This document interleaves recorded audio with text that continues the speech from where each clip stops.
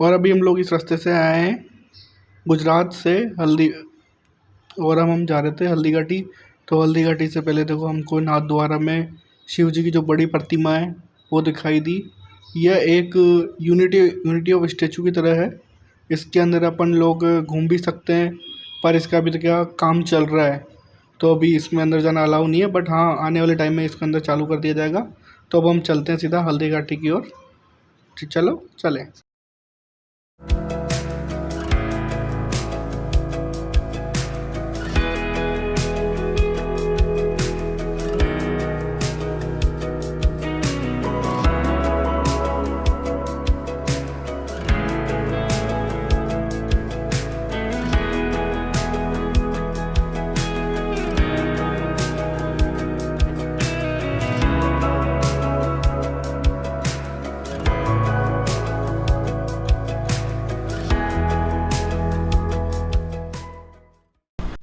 तो अभी हम इस वाली रोड से आए हैं। हम नाथद्वारा से करीबन 30 किलोमीटर चल के आए हैं यहाँ पे। तो हल्दी घाटी आने से पहले देखिए हमको हल्दी घाटी की जो चट्टानें, जहाँ पे अकबर और महाराणा प्रताप का जब युद्ध हुआ था तब अकबर की सेना यहाँ से गुजर रही थी।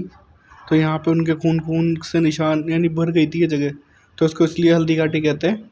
तो देखो हल्दी घाटी का आपको सामने बोर्ड भी दिख रहा होगा, ये देखो हल्दी घाटी, और ये इसका यहाँ पे इतिहास लिखा हुआ है, तो आप इसको वीडियो पॉज करके पढ़ सकते हैं। तो यहाँ से हल्दी घाटी का जो म्यूज़ियम भी है वो यहाँ से करीबन 1 किलोमीटर आगे है। तो चलो म्यूज़ियम की ओर जाते हैं और वहाँ पे आपको महाराणा प्रताप का संग्रहालय दिखाते हैं।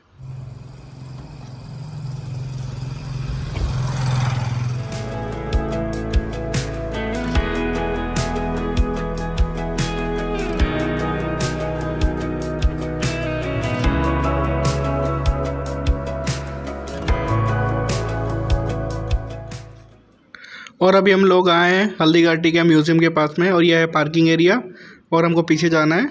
और यहाँ पे खाने पीने के स्टॉल भी बनी हुई है, और यहाँ पे हॉर्स राइड भी है तो अब अपने, और कैमल राइड भी है, तो अब अपने हिसाब से यहाँ पे किले के अंदर दिखाने के लिए लेके जाते हैं ये।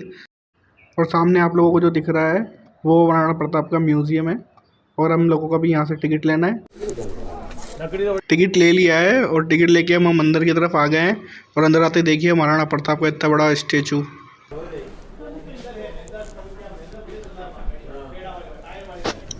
और अभी हमें इस गेट से अंदर जाना है म्यूज़ियम के लिए, और म्यूज़ियम में अंदर जाने से पहले देखिए महाराणा प्रताप के कितनी अच्छी प्रतिमा बनी हुई है यहाँ पे, जहाँ पे इनके सैनिक भी हैं, और इनके सैनिक देखो ध्वज लेके खड़े हुए हैं।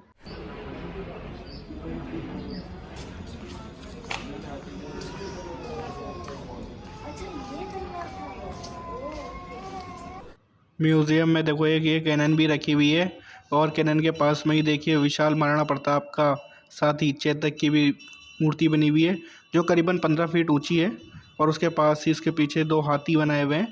और चलो अब चलते हैं संग्रहालय, जिसका बोर्ड रहा। चलो संग्रहालय के लिए और चलना प्रारंभ करें।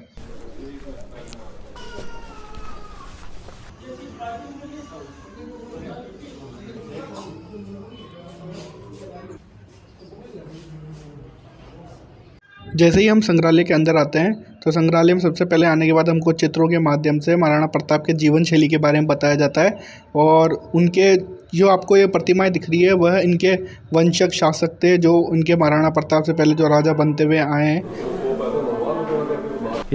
इस तरफ में देखो यहाँ पे सारे हथियार रखे हुए हैं जो युद्ध के दौरान काम में आते थे।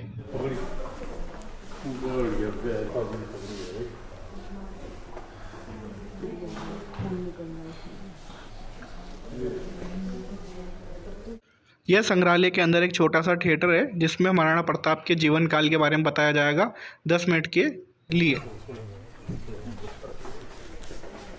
महाराणा प्रताप अपनी प्रतिज्ञा का पालन करने के लिए वनवासी जीवन व्यतीत करने लगे।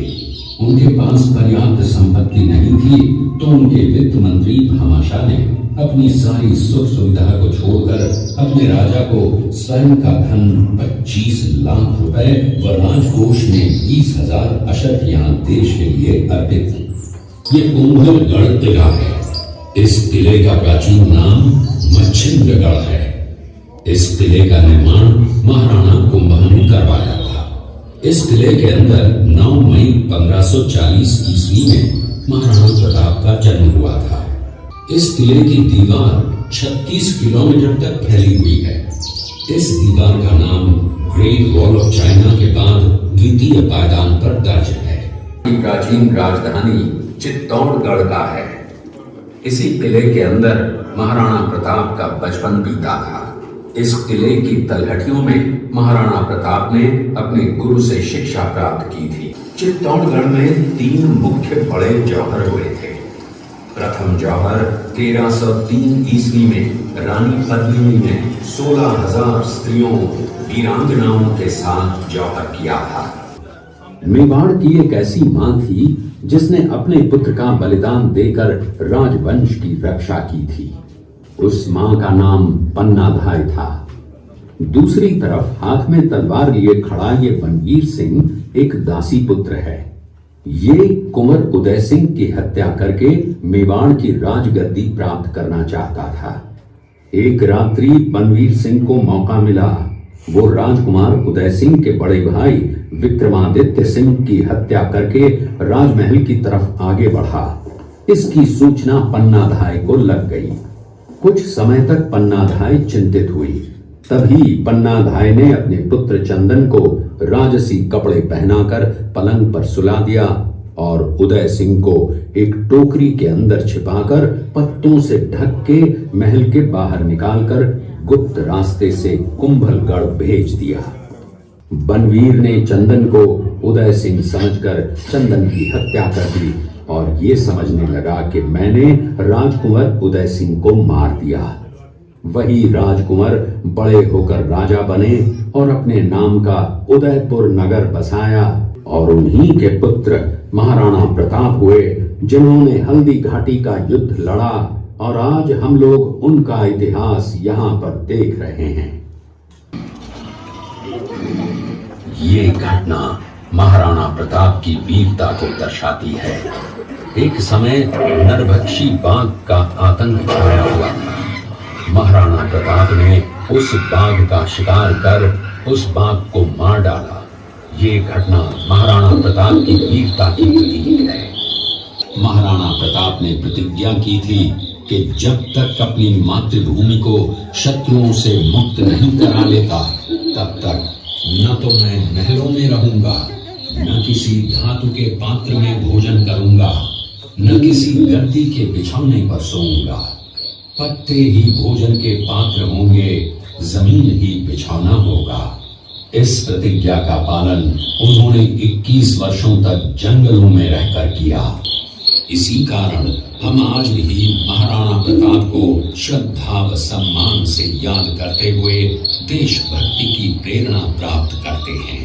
ये दृश्य महाराणा प्रताप और सुविख्यात स्वामी भक्त घोड़े चेतक के अंतिम मिलन का है। हल्दी घाटी युद्ध के बाद चेतक घोड़े ने 22 फीट के एक बरसाती नाले को पार किया। ये उसी समय का दृश्य है। तो ये सारे योद्धा थे जिन्होंने महाराणा प्रताप को युद्ध में सहायता दी और उनके नाम लिखे हुए हैं और मूर्तियां बनी हुई है। दूसरी तरफ कॉपर के पात्र में इकट्ठा करके ठंडा करते हैं जो गुलाब जल होता है, जिसका प्रयोग हम आंखों में मेकअप, मिठाई और पूजा के अंदर करते हैं। इसी प्रकार खड़ी मिश्री में फूलों की ताज़ा पत्तियां कूटकर गुलकंद तैयार करते हैं, जिसे 1 माह तक सनलाइट में पकाते हैं। अब हम म्यूजियम के बाहर आ गए हैं और यहाँ पे देखो सब जनजातियाँ बताई हुई है। यह कालबेलिया है और कालबेलिया के पास ही ये गाड़ियाँ लोहार है। ये जो राजस्थान में जो प्रसिद्ध डांस होता है गौरी, वो इनके मुख्य कलाकार हैं जो पुरुष रहते हैं पर वो स्त्री के कपड़े पहन के उनका नृत्य करते हैं।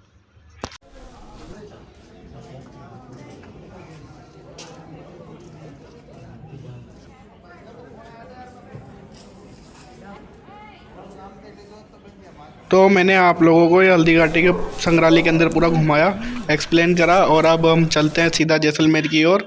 अब यहाँ से मैं नेक्स्ट वीडियो आएगा हमारा जैसलमेर का, तो ये सिनेमेटिक आप एंजॉय कीजिए। मिलते हैं एक और नई वीडियो में, तब तक के लिए टेक केयर, बाय। और चैनल को लाइक सब्सक्राइब ज़रूर करके जाएं। और आप लोगों को हमारा वीडियो अच्छा लगा हो तो एक लाइक